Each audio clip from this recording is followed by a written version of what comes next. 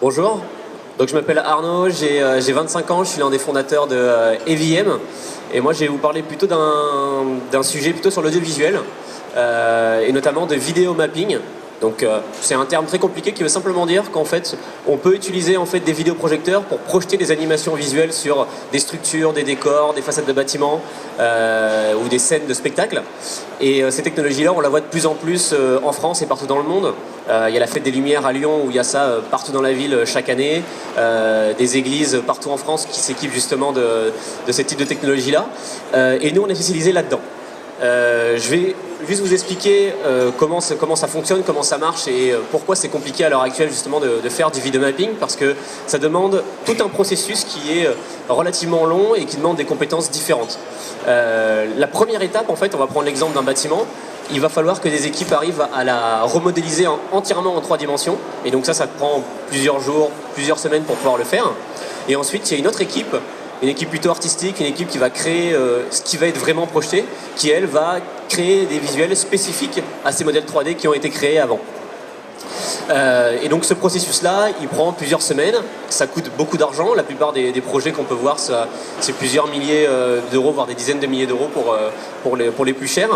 Et on trouvait ça dommage que justement cette technologie-là, qui est vraiment une technologie d'avenir et qui permet de procurer des émotions assez fortes aux gens qui regardent, qu'elle soit réservée à que des gens qui ont de l'argent ou à des personnes qui sont déjà sensibilisées à ça.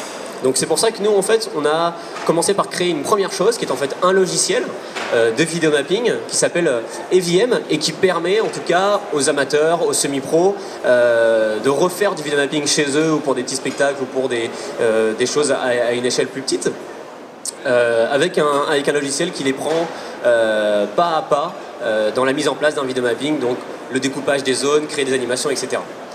Donc on a commencé par faire ça et ensuite on s'est dit qu'on a simplifié une partie du process de la vidéoprojection et du coup on va monter un service de prestation pour des clients pros qui ont envie d'être accompagnés et qui pourquoi pas veulent faire un premier projet avec nous.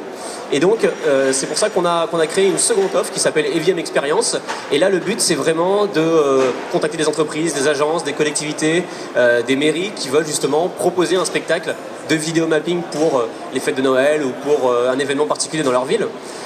Et là on va travailler avec eux, quel décor va être présent sur la scène, on va réfléchir à l'histoire qui va être projetée aussi également.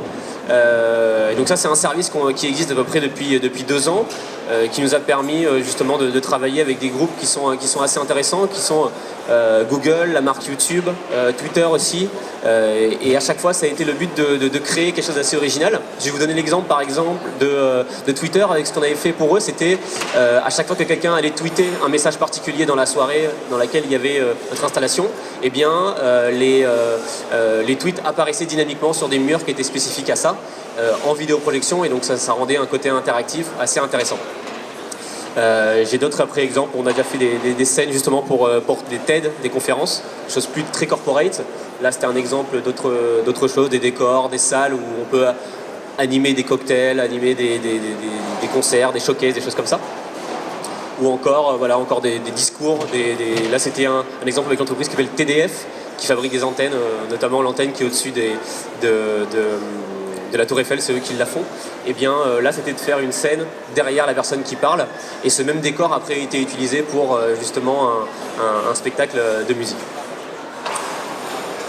Donc voilà, et je terminerai là-dessus, c'est qu'on a quelque chose qui est assez nouveau, c'est qu'on propose aussi des activités de découverte autour de cette technologie-là pour que ce soit vous qui le fassiez vous-même. Et donc ça, on travaille avec des institutions, des écoles, voire même des entreprises qui ont envie que leurs employés découvrent ça, mettent les mains un peu dans le cambouis. Et donc du coup, on a commencé à faire ce genre d'animation-là. Donc on va voir dans l'Institut français ou des choses avec Stéréolux à Nantes.